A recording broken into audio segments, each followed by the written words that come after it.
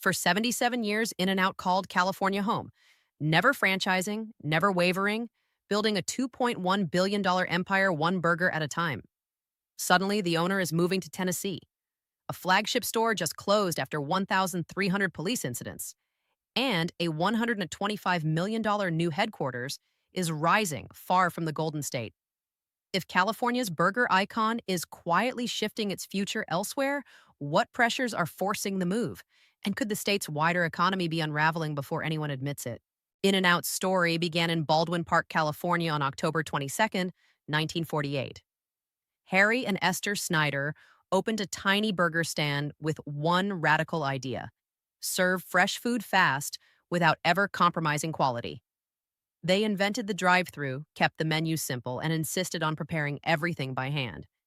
The post-war boom was transforming American life, and the Snyders understood that speed and convenience would define the future. But they refused to sacrifice taste for efficiency. Every burger was cooked to order, every ingredient inspected daily, every potato cut fresh in the restaurant. The early years were grueling. Harry worked the grill while Esther managed the window. They had no corporate playbook, no franchise manual, no investors demanding quarterly returns. What they had was a commitment to doing things right, even when it meant working longer hours for smaller margins. The first location was barely larger than a garage, but lines formed anyway. Word spread about burgers that tasted homemade, served by people who seemed to care. For decades, the company grew quietly, never franchising a single location, never taking the company public, and always keeping it in the family. This wasn't just sentiment, it was strategy. The Snyders watched competitors expand rapidly through franchising, only to lose control of quality and brand consistency. They saw publicly traded chains chase shareholder demands at the expense of employee satisfaction and product integrity. In-N-Out chose a different path, one that prioritized long-term reputation over short-term profits. Today, In-N-Out remains 100% family-owned, led by Lindsay Snyder, the founder's granddaughter. She controls nearly the entire business, with a personal net worth estimated between $7.3 and $8.7 billion. The numbers are staggering. In-N-Out generates $2.1 billion in annual revenue, with each store averaging $5.8 million, higher than any other burger chain in the country. Compare that to McDonald's average of $3.7 million per location, or Burger King's $1.4 million. The efficiency is remarkable. While competitors operate thousands of locations to reach similar revenue totals, In-N-Out does it with just over 400 stores. Store managers routinely earn six figures. Entry-level workers start at $17 to $20 per hour with health insurance, paid vacation, and a 401k. The company has never wavered from its core values: promote from within, treat employees like family, and keep every burger as fresh as the first. This isn't corporate rhetoric, it's measurable practice. The average In-N-Out employee stays with the company for more than 2 years, double the fast food industry standard. Manager turnover is nearly non-existent in an industry where it typically exceeds 100% annually. But even icons can feel the pressure. In July 2025, Lindsay Snyder announced on a podcast that she was relocating her family to Tennessee. Her words were direct. There's a lot of great things about California, but raising a family is not easy here. Doing business is not easy here now. She cited the difficulty of balancing the company's legacy with the realities facing business owners and parents in the state. For a brand built on California sunshine and tradition, this personal decision sent ripples through the business world. The move wasn't just about geography, it was about protecting the company culture and the people behind the counter. In-N-Out's family ethos, passed down through 3 generations, has always been more than a slogan. It's a way of life, one that now faces challenges far beyond the kitchen. Snyder's concerns mirror those of thousands of California business owners who see their operating costs climb year after year while infrastructure and public services deteriorate. The state that once promised opportunity now demands constant adaptation just to survive. As the company's leader packs up and heads east, the question isn't just where In-N-Out will open its next door. It's whether California can still offer the safety and stability that made the burger chain a legacy in the first place. The exodus isn't happening overnight, and it isn't absolute, but the trajectory is undeniable. Every headline about another closure, another relocation, Another entrepreneur leaving adds to a narrative that California's leadership struggles to counter with anything beyond denial. March 24th, 2024 stands out as a turning point for In-N-Out. That day, the company shut down its Oakland restaurant after 18 years of steady business. The closure wasn't about profit margins. By every account, the location was busy and financially strong. Customer loyalty remained high, sales were consistent, and the restaurant employed dozens of people who depended on those paychecks. But over 5 years, police logged 1,335 incidents at that single address. 1,174 car break ins, 9 robberies, and gunfire that sent bullets through the building itself. Security guards reported up to 5 break ins a day. Employees described working in a state of constant anxiety, never knowing if a shift would end in violence or theft. Customers stopped eating in their cars, afraid to leave their vehicles unattended, even for the few minutes it took to order and receive food. The drive-thru became a gauntlet where drivers kept windows up and doors locked, watching nervously for anyone approaching too quickly. COO Denny Warnick explained the decision bluntly. Police response times were alarming. For a company built on loyalty and stability, closing a store was unthinkable until safety concerns left no other option. The decision wasn't made lightly. Corporate leadership spent months trying to find solutions. They hired additional security, installed more cameras, coordinated with local law enforcement, and reached out to community organizations. Nothing worked. The crime continued. The danger persisted, and eventually the company faced a choice between protecting its employees or maintaining a location. The Oakland shutdown wasn't isolated. In the same corridor, Denny's, 2 Starbucks, Subway, and Black Bear Diner all pulled out within months, each citing similar risks. What made In-N-Out's move different was its historic background. In 75 years, the chain had never permanently closed a location. The company had weathered recessions, natural disasters, and intense competition, but it had never before deemed an area too dangerous to operate in. The decision to walk away from a profitable store sent a message that went far beyond fast food. It raised questions about what it takes to keep a business running in parts of California where crime and slow police response have become daily realities. Other businesses watched closely. If In-N-Out, with its deep pockets and commitment to its employees, couldn't make it work in Oakland, what chance did smaller operators have? The closure became a symbol, a line in the sand that marked when public safety failures began affecting even the most resilient companies. The ripple effects extended beyond the immediate neighborhood. The Oakland closure removed not just a restaurant, but a community anchor. In-N-Out locations often serve as informal gathering spots, places where families celebrate, where students meet after school, where workers grab a quick meal between shifts. When the restaurant closed, it took with it dozens of jobs, millions in annual economic activity, and a piece of the social fabric that held the area together. While headlines focused on the closure, In-N-Out's leadership was already looking east. In January 2023, Tennessee's governor announced a $125.5 million investment from In-N-Out to build a new 100,000 square foot office in Franklin. The address, 1948 Double Drive, paid tribute to the company's founding year.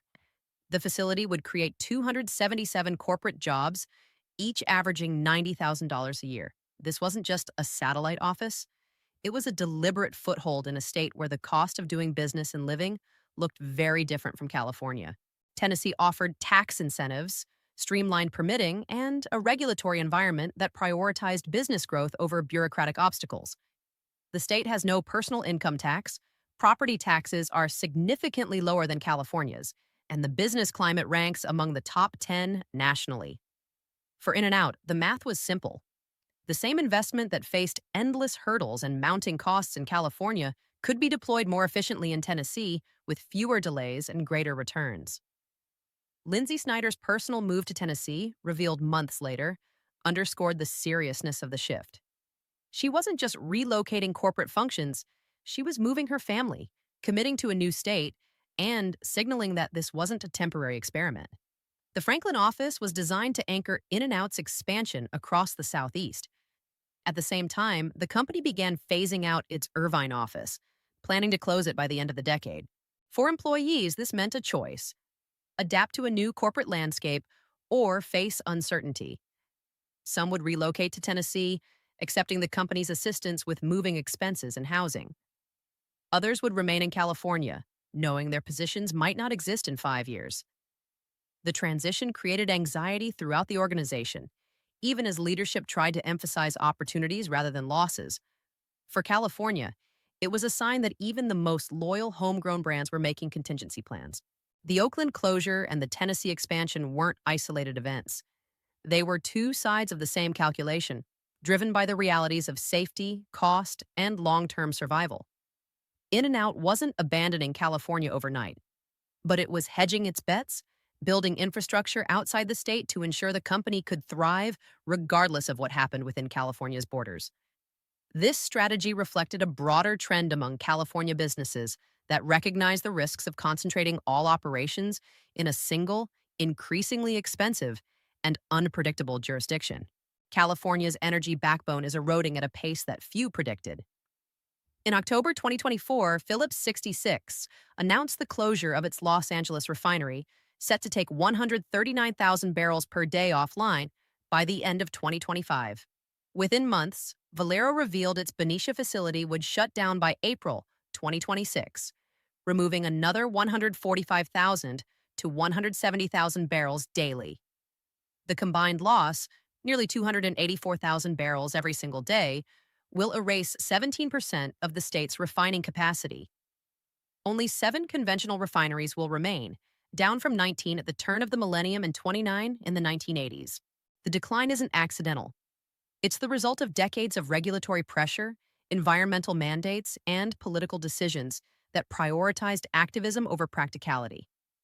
California has the most stringent air quality standards in the nation, requiring refineries to invest billions in emissions controls while simultaneously facing lawsuits and fines for violations that would be considered normal operations in other states. The regulatory environment makes new refinery construction virtually impossible and existing operations progressively less profitable. The consequences show up at the pump. By December 2025, California's average gas price sits at $4.29 per gallon, a full $1.45 higher than the national average of $2.84. State taxes alone add 63 cents per gallon, the highest in the country. UC Davis economists warned that refinery closures could tack on another $1.21 per gallon by the following summer. For a state that consumes 900,000 barrels of gasoline each day, the costs ripple through every delivery, every commute, and every business that relies on transportation. Small businesses face the harshest impact. Delivery companies see profit margins evaporate as fuel costs consume larger portions of revenue. Construction firms bid higher to cover transportation expenses, making projects more expensive and reducing competitiveness against out-of-state contractors. Restaurants like In-N-Out, which rely on daily deliveries of fresh ingredients, absorb significant increases in logistics costs that ultimately flow through to consumers or come out of already thin margins. Industry leaders aren't mincing words. Valero's CEO calls California the most stringent and difficult regulatory environment in North America. The company recently paid an $82 million fine for air pollution, the largest in state history. For companies balancing razor-thin margins, these pressures are forcing hard choices. Refineries operate on profits measured in dollars per barrel, not thousands of dollars. When regulatory costs, legal fees, and political uncertainty eat into those margins, closing facilities becomes the rational decision. The Hoover Institution tracked 789 headquarters relocations out of California from 2011 to 2021.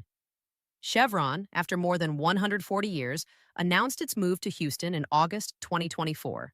SpaceX shifted key operations to Texas. Oracle and Tesla made similar moves, keeping thousands of jobs in California but shifting investment and decision-making elsewhere. The pattern is clear. Companies maintain a presence, but the center of gravity is moving out.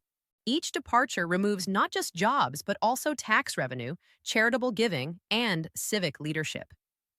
When a headquarters relocates, the executives who served on nonprofit boards, funded local initiatives, and participated in community development leave with it. The economic loss extends beyond payroll to encompass the entire ecosystem that surrounded these companies.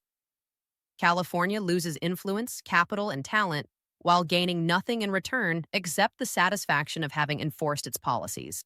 The semiconductor industry tells a similar story.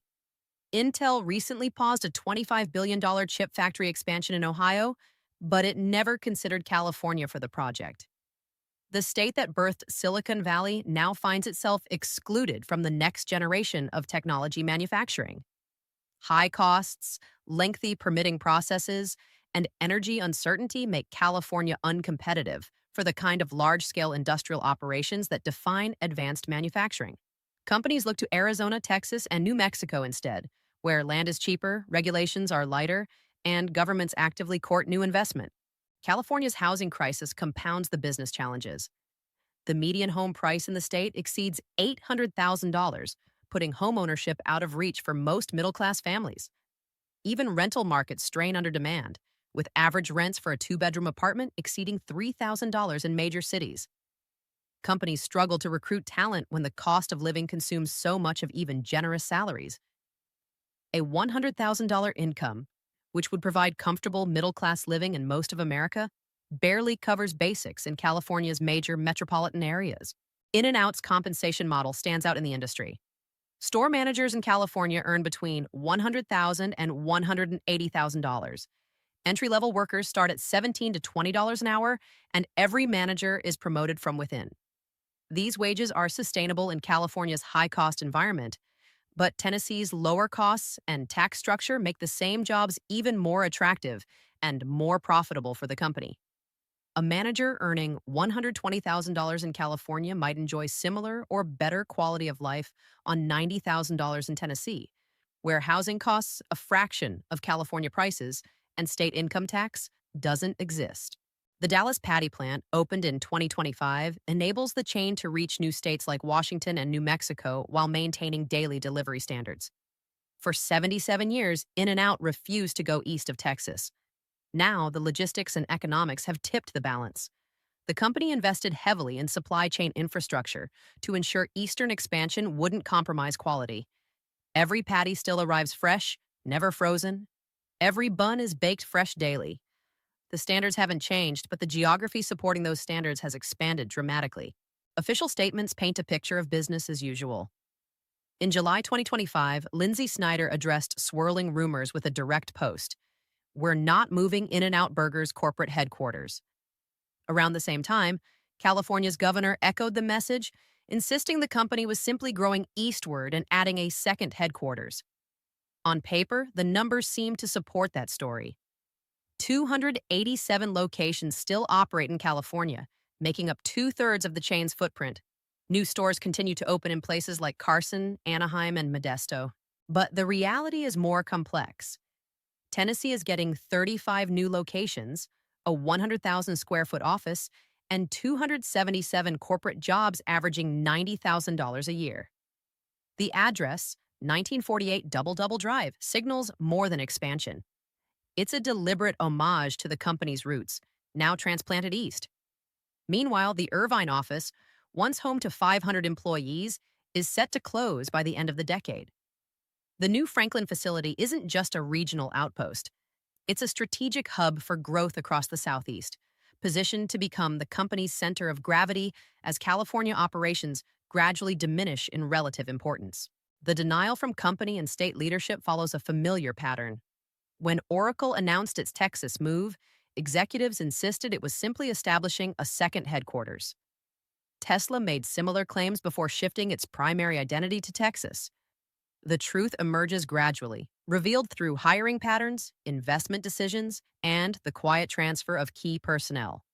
By the time everyone admits what's happening, the transformation is complete and irreversible. California's political leadership responds to business departures with a mix of dismissal and blame. Some officials claim the companies were never truly Californian, ignoring decades or even centuries of history. Others insist the exits are good riddance, arguing that businesses unwilling to meet California's standards don't deserve to operate there. This rhetoric might play well with certain constituencies, but it doesn't address the underlying problems driving the exodus. The state's approach to policy reflects a fundamental disconnect between political priorities and economic reality. Lawmakers pass sweeping mandates without considering implementation costs or competitive disadvantages. Environmental goals are pursued without acknowledging trade offs or providing alternatives. Labor regulations are tightened without examining effects on small businesses or entry level employment. Each policy might sound laudable in isolation, but collectively they create an environment where operating becomes progressively harder. Small businesses feel the pressure most acutely. While large corporations like In N Out can afford teams of lawyers and accountants to navigate complex regulations, mom and pop operations struggle to comply. A family owned restaurant might face the same environmental reporting requirements as a major chain, but without the resources to hire specialists.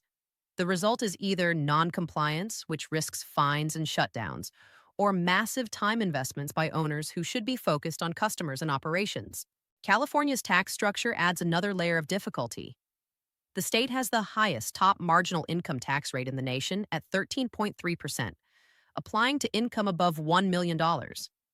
Business owners who show strong profits in a single year face enormous tax bills that can exceed what they made in previous years combined. Combined with federal taxes and self-employment taxes, successful entrepreneurs can face effective rates approaching 50%. This creates powerful incentives to relocate to states with no income tax or to structure businesses to minimize California tax exposure. The state's legal environment creates additional risks. California is notorious for lawsuits over employment practices, accessibility requirements, and regulatory violations. Plaintiffs' attorneys actively solicit clients to sue businesses over technical violations that caused no actual harm. These lawsuits often settle for thousands of dollars because fighting them costs more, even when the business did nothing wrong. The result is a constant low-level harassment that drains resources and creates antagonism between businesses and the regulatory state. Infrastructure decline adds to the challenges. California's roads, bridges, and public transportation systems suffer from decades of deferred maintenance. The state spends billions on high-speed rail that may never be completed, while basic infrastructure crumbles. Power grids struggle to meet demand, leading to rolling blackouts during heat waves. Water systems in some areas operate at the edge of capacity, vulnerable to drought or earthquake disruption. Businesses need reliable infrastructure to operate efficiently, and California increasingly fails to provide it. The education system, once the envy of the nation, now ranks near the bottom in many metrics. Public schools struggle with budget shortfalls, overcrowding, and declining performance. Businesses looking to relocate employees worry about whether their children will receive adequate education. This becomes a recruiting obstacle that compounds the housing cost problem. Even high salaries can't compensate if families believe their children's futures are at risk. In-N-Out's calculated shift is more than business strategy. It's a signal that the social contract in California is breaking down. The state has always asked businesses to pay more, comply with more, and accept more restrictions in exchange for access to talent, markets, and quality of life. For generations, that trade-off seemed worthwhile. Now, with crime rising, infrastructure failing, schools declining, and costs spiraling, the value proposition no longer balances. As 17% of California's refining capacity disappears and headquarters quietly move east, the question isn't who leaves next, but what remains for those who stay. Every departure weakens the economic base that funds public services, creating a downward spiral where declining quality drives more exits, which reduces resources, which further degrades quality. Breaking this cycle requires acknowledging reality rather than dismissing critics as lacking California values or being insufficiently committed to progressive ideals. The cost of doing business is no longer just a number. It's the accumulated weight of 1,000 decisions that prioritize political signaling over practical outcomes, that value process over results, and that assume California's natural advantages are so overwhelming that businesses have no choice but to accept whatever conditions the state imposes. In-N-Out's move to Tennessee proves that assumption wrong. When even a company as deeply rooted in California culture as In-N-Out begins planning for a future centered elsewhere, it's time to ask hard questions about what went wrong and whether the state still has time to fix it.